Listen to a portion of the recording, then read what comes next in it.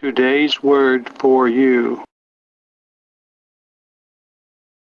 Hello, my name is Gerald Hubbard. The devotion today from God's Word is surrounded about two words, faithful and unfaithful. Faithful is demonstrated in Matthew chapter 24, verse 44 through 47.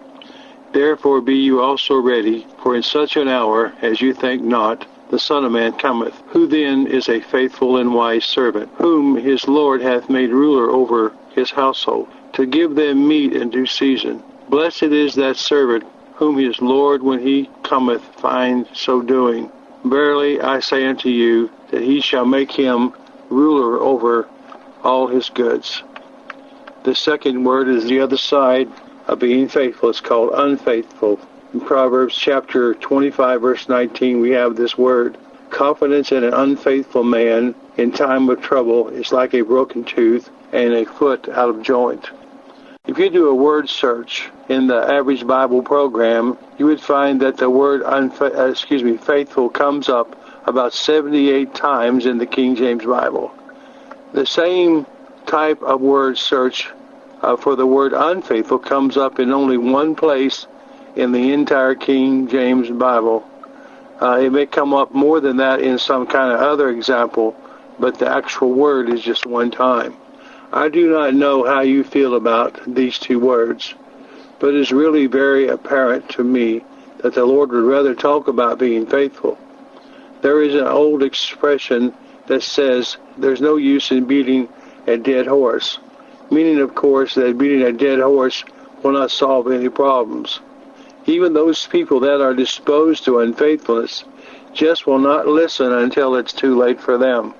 I remember talking to a man and his family about being faithful in church, but he would not listen. Some time passed, and one night outside in our church parking lot, he drove up and got out of his car, totally devastated about what trouble he was having with his family. Now, that was too late for him. How sad it is, and how many people have I seen down through the years, that many people doing this very same thing. You know, being unfaithful can hurt, not just you, but it can hurt a lot of good people around you. Being unfaithful in marriage can hurt your spouse and your children and maybe even your grandchildren. Being unfaithful at work can hurt you and your family, your fellow workers, the company's product, and your company's customers. Being unfaithful in your church can hurt your Christian family and your pastor. Notice the effect that unfaithfulness had on the Apostle Paul in 2 Timothy chapter 4, verse 8 through 10. Hence there is laid up for me a crown of righteousness, which the Lord, the righteous judge, shall give me in that day, not to me only, but unto all them also that love his appearing. Do thy diligence to come shortly unto me. Now listen, for Demas has forsaken me, having loved this present world, and is departed into Thessalonica. The word there, having loved this present world, I did a search on that. It's the idea that Demas didn't want to take part in the persecutions and the problems coming upon the Apostle Paul. So rather than do that, he went into a more convenient lifestyle.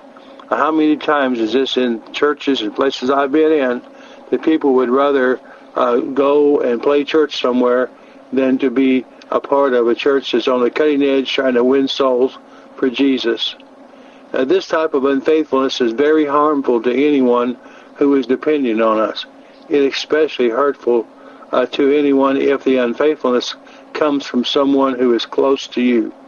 Here it came from one so-called Demas, because that someone was supposed to help support the Apostle Paul. Now listen to God's opinion of faithfulness. In Hebrews chapter 3, verse 5, we find, and Moses was very faithful in all of his house, as a servant, and for testimony of those things which were to be spoken after. Hebrews chapter 10, verse 22 through 25. Now let us draw near with a true heart, in full assurance of faith, having our hearts sprinkled from an evil conscience and our bodies washed with pure water. Let us hold fast the profession of our faith without wavering, for he is faithful that promised.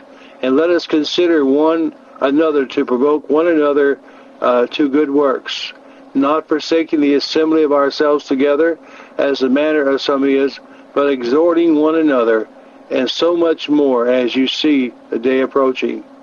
Now, I have a word for you today, and this is simple as what it is. Do what God has called you to do. Do not quit, but be faithful.